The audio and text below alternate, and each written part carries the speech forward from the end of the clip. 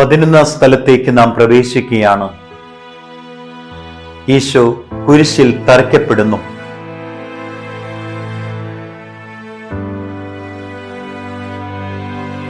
ഉഗ്രമായ വേദനകളിലൂടെ സഞ്ചരിച്ച തീവ്രമായ സമയമാണ് അവൻ കുരിശിൽ തറയ്ക്കപ്പെട്ട സമയം.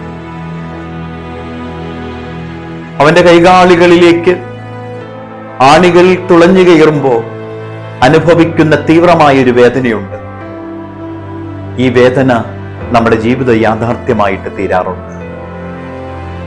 ശാരീരികമായ വേദനകളാൽ വേട്ടയാടപ്പെടുന്നവര് നമ്മുടെ ജീവിതയിടങ്ങളിലുണ്ട്.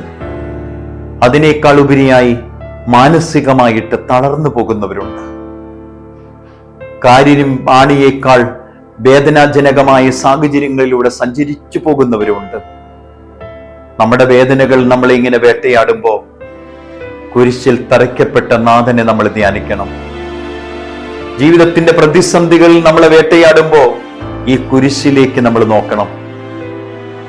നമ്മുടെ ജീവിതത്തിൽ ജോലിയും മറ്റു ഭാരങ്ങളും നമ്മളെ വേട്ടയാടുമ്പോൾ, തളർന്നു പോകുമ്പോൾ, മറ്റുള്ളവർ മുറിവുകളാൽ നമ്മളെ കുത്തി നോവിപ്പിക്കുമ്പോൾ, വാക്കുകളാൽ നമ്മളെ കുത്തി നോവിപ്പിക്കുമ്പോൾ, ഉത്തരമില്ലാത്ത ചോദ്യങ്ങളായി നമ്മുടെ മുമ്പിൽ വ്യക്തികൾ പ്രത്യക്ഷപ്പെടുമ്പോൾ, നെടുവീർപ്പുകളുടെ ഓമനിച്ച് പരിലാജി സ്നേഹിച്ചു വളർത്തുന്നവരുടെ വഴിതെറ്റൽ നമുക്ക് കൂരമ്പുകളായിട്ട് തീരുമ്പോൾ ജീവിതത്തിൽ ഈ യാഥാർത്ഥ്യം ആവർത്തനം ചെയ്യുന്നുണ്ട്. ക്രിസ്തുവിന്റെ കുരിശിന്റെ വഴി നമ്മുടെ ജീവിത യാഥാർത്ഥ്യം തന്നെയാണ്. കുരിശിന്റെ വഴിയില്ലാതെ നമ്മുടെ ജീവിതത്തിൽ, ക്രൈസ്തവ ജീവിതത്തിൽ അർത്ഥമില്ല. കുരിശാണ് രക്ഷ, കുരിശിലൂടെയാണ് രക്ഷ. ആ കുരിശ് മാത്രമാണ് രക്ഷയുടെ അനുഭവം നമുക്ക് വെച്ചു നീട്ടിത്തരിക. ഈ കുരിശിലേക്ക് നോക്കി, കുരിശിൽ തറയ്ക്കപ്പെട്ട തമ്പുരാൻ പൂർണ്ണനഗ്നനായ ഒരു മരത്തണ്ടിനോട് തന്റെ ശരീരത്തെ ചേർത്ത് വെച്ച് എല്ലാം പൂർത്തിയായി എന്ന് പറയുന്ന തമ്പുരാന്റെ മിഴികളിലേക്ക് നോക്കി ജീവിതത്തിലെ ഉത്തരവാദിത്തങ്ങളെ ക്രിയാത്മകമായിട്ട് നിർവഹിച്ച് ആത്മീയ ചൈതന്യത്തോടുകൂടെ എനിക്കും നിനക്കും പറയാൻ പറ്റുമോ എല്ലാം പൂർത്തിയായെന്നോ?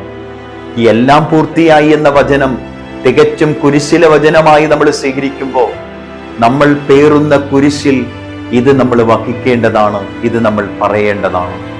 അത് നമ്മുടെ കുടുംബമാകാം, നമ്മുടെ വ്യക്തി ജീവിതമാകാം, നമ്മുടെ ഉത്തരവാദിത്തമാകാം, ഓഫീസ് മുറിയിൽ നമ്മൾ തെറ്റിദ്ധരിക്കപ്പെട്ടതാവാം, നമ്മൾ ഒറ്റപ്പെട്ടതാവാം.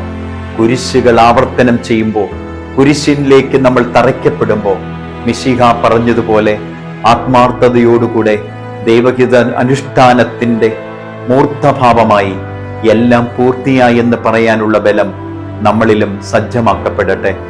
കർത്താവേ, അങ്ങയുടെ കരുണയുടെ മുമ്പിൽ ഞങ്ങളെ സമർപ്പിക്കുന്നു.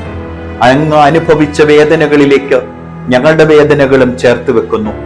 ഞങ്ങൾ മുറിവേറ്റു പോകുമ്പോൾ, ഞങ്ങൾ തെറ്റിദ്ധരിക്കപ്പെടുമ്പോൾ അങ്ങയുടെ സന്നിധിയിലേക്ക് ഞങ്ങൾ അണയുന്നു. എല്ലാം രക്ഷാകരമായി തീർത്ത തമ്പുരാനെ, ഞങ്ങളുടെ ജീവിതത്തിലെ പ്രതിസന്ധികളും വേദനകളും രക്ഷാകരമായി തീരുമെന്ന തിരിച്ചറിവോടുകൂടെ ജീവിപ്പാൻ ഞങ്ങളെ പ്രാപ്തരാക്കണമേ. നിത്യം പിതാവും പുത്രനും പരിശുദ്ധാത്മാവുമായ സർവേശ്വര എന്നേക്കും ആമേൻ.